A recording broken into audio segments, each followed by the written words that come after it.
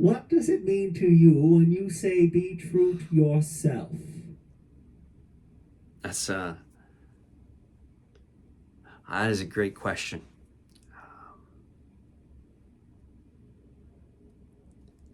I think fundamentally, every person on the planet knows what they want. Yeah, that's all. I had to stop and think about that, and I think fundamentally we truly do. Somewhere within inside of everyone, we know what we want, where we want to be, and how we want to get there. And being truthful to self is living that reality,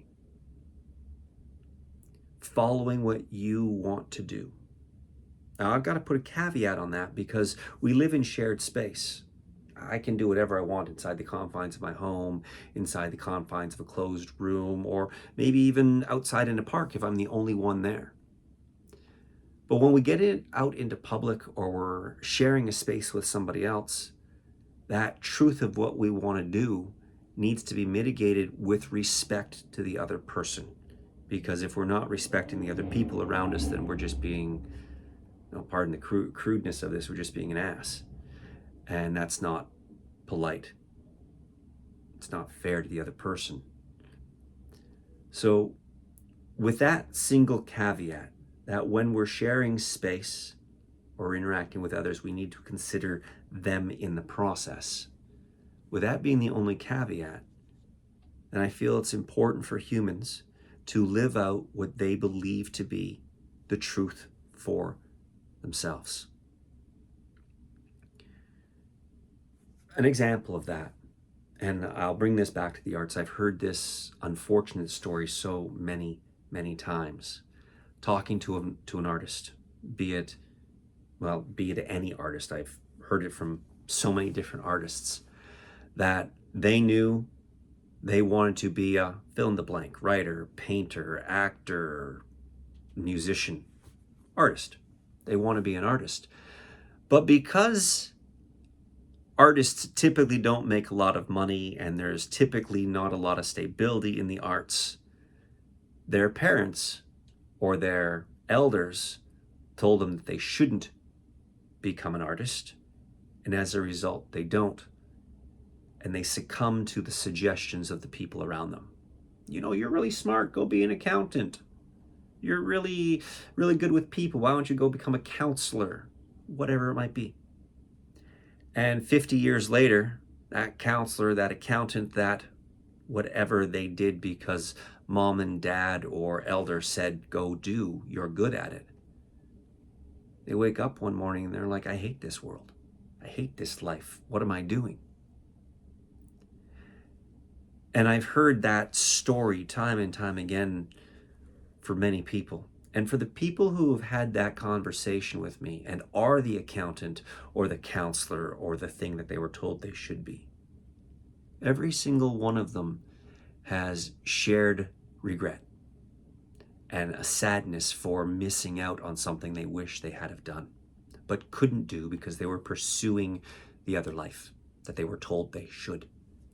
And I've also heard that story from artists who have not succumbed to that elder pressure and said, you know what?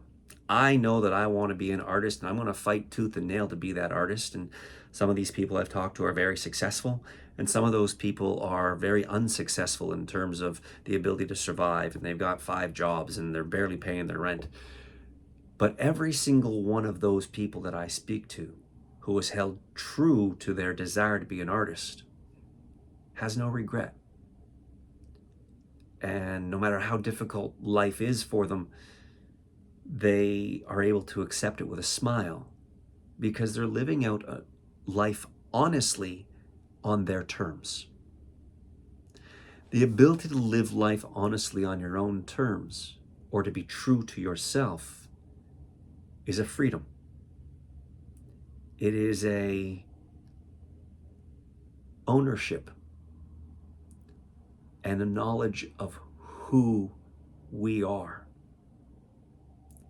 The challenge that sits with being truthful to oneself is the fact that we want people to like us. We want to be part of the group because we're social animals. So if we say we want to be an artist and everybody around us says we don't want you to be, and they turn their backs on us, literally or proverbially, then we, wanting to fit into the group, drop our artistic desire and run to the group, living a life of regret. That example can go in many different directions and sit in many different ways.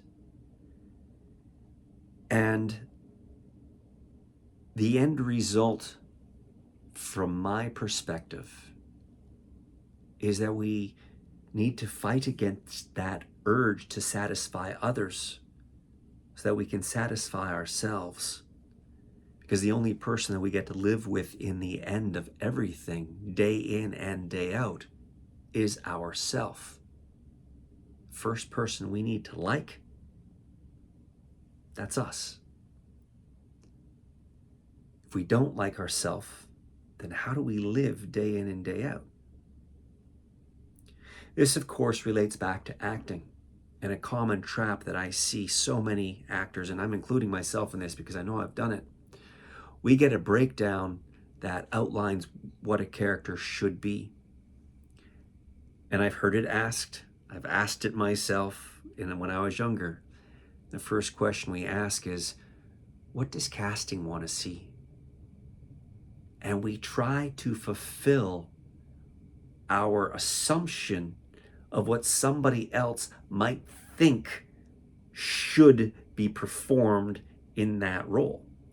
There's a lot of assumptions, there's a lot of shoulds, and there's a lot of coulds in that. And none of that is definitive. And it's all a maybe. It's a guessing game. If we guess correctly, we might win. If we don't guess correctly, which is much more likely, we're never going to win at that game. So when it comes back to acting, being true to oneself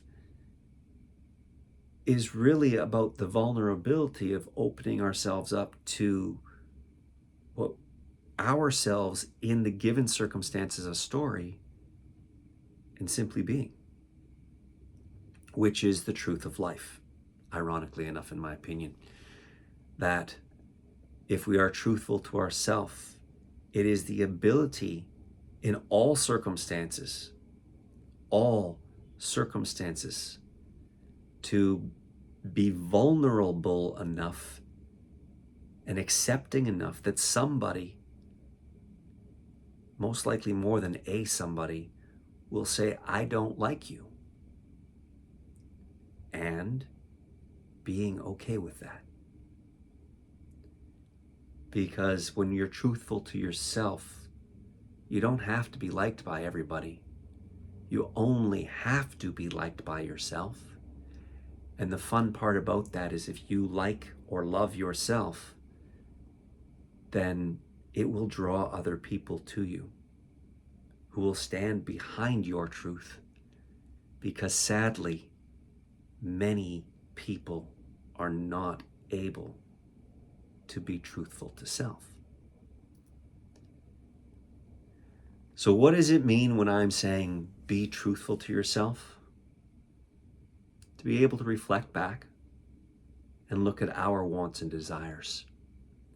And then to pursue those wants and desires vehemently throughout our lifetime with the ability to be vulnerable enough to show that truth to others and accept when people don't want to be around us because of that truth.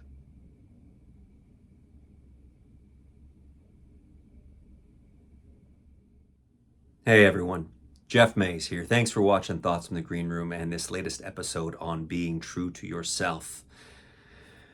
If you liked it, subscribe, share with friends, family, spread it around. If you have comments or thoughts, leave them in the comments below. I will do my best to answer all of them. And come back and join me in another month when I drop another episode of Thoughts from the Green Room. Until then, take care.